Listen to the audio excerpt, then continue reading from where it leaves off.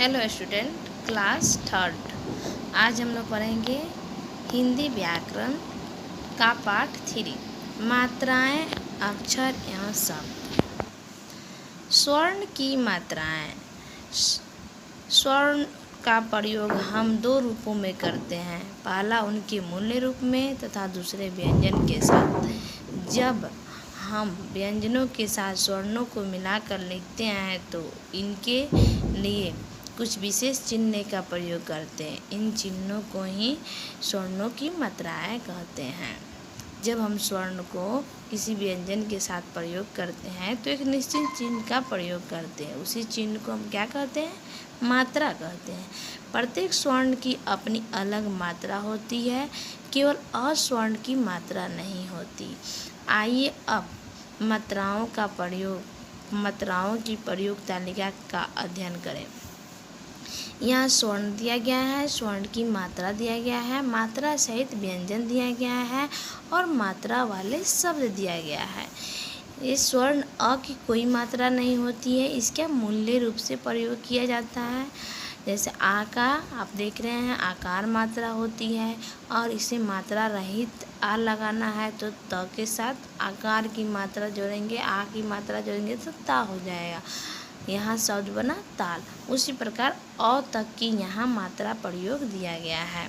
इस प्रकार व्यंजनों के साथ लगाने वाले व्यंजनों स्वर्णों के चिन्हों को मात्रा कहते हैं। स्वर्ण के साथ तथा व्यंजन के बिना व्यंजन इस प्रकार होते हैं। बिना स्वर्ण का व्यंजन और स्वर्ण रहित व्यंजन इस प्रकार रहते हैं। जैसे क, ये हो गया बिना स्वर्ण रहित व्यंजन और ये हो गया स्वर्ण के साथ व्यंजन और ये हो गया बिना स्वर्ण का व्यंजन। को हम ध्यान से देखिए किस प्रकार लिखा गया है इसे। ये स्वर्ण रहित व्यंजन है क, यहाँ स्वर्ण रहित व्यंजन, इसमें हलंत लगा दिया गया है। यहाँ च व्यंजन स्वर्ण रहित है और यहाँ स्वर्ण रहित यानी स्वर्ण के बिना है यह। उसी प्रकार यहाँ देखिए इसकी मात्रा लगाकर स्वर्ण को लगाया गया है। बिना स्वर्ण का है फ और स्वर्ण रहित या त है और त बिना स्वर्ण का है। ध्यान दीजिए, इस चिन्ह को हलंत कहते हैं। इस चिन्ह का प्रयोग मूल व्यंजन तथा स्वर्ण रहित व्यंजन को दर्शाने के लिए किया जाता है। हलंत लगे व्यंजनों को लिखा तो जा सकता है परंतु बोला नहीं जा सकता। मात्रा लगाने का तरीका। हर स्वर्ण की मात्रा अलग होती है तथा मात्राओं के लगने का स्थान भी अलग अलग होता है, परंतु प्रत्येक मात्रा स्वर्ण की उच्चारण ध्वनि व्यंजन ध्वनि के बाद ही होती है। इन मात्राओं को कैसे कहाँ लगाना है आइए देखें और जानें।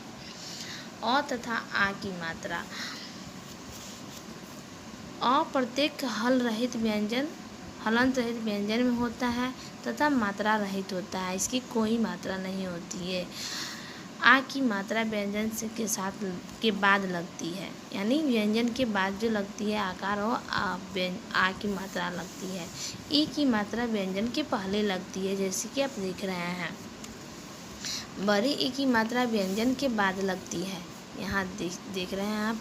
ऊ की मात्रा व्यंजन के नीचे लगती है, यहाँ देखिए ग के साथ और ख के साथ। बड़ी ऊ की मात्रा व्यंजन के नीचे लगती है, यहाँ देखिए द के साथ, यहाँ झ के साथ।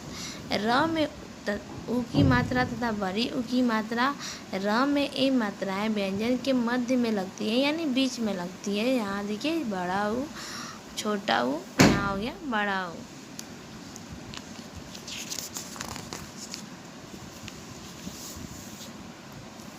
री की मात्रा व्यंजन के नीचे लगती है, इस प्रकार। ए की मात्रा व्यंजन के ऊपर लगती है, इस प्रकार। ऐ की मात्रा व्यंजन के ऊपर लगती है, ऐसे। ओ की मात्रा व्यंजन के बाद तथा ऊपर लगती है, बाद में भी लगती है और उसके ऊपर भी लगती है, ए की मात्रा की तरह। औ की मात्रा व्यंजन के बाद लगती है तथा ऊपर लगती है। अनुस्वार की मात्रा।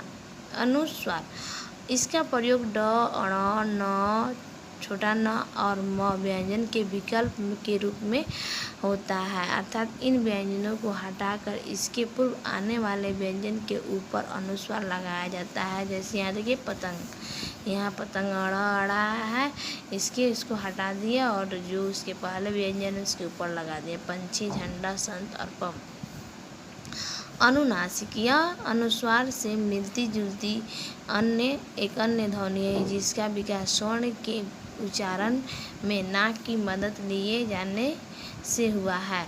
इसका चिन्ह चंद्रबिंदु यह है जिसे चंद्रबिंदु कहते हैं। चंद्रबिंदु को भी शिरोरेखा के ऊपर लगाया जाता है।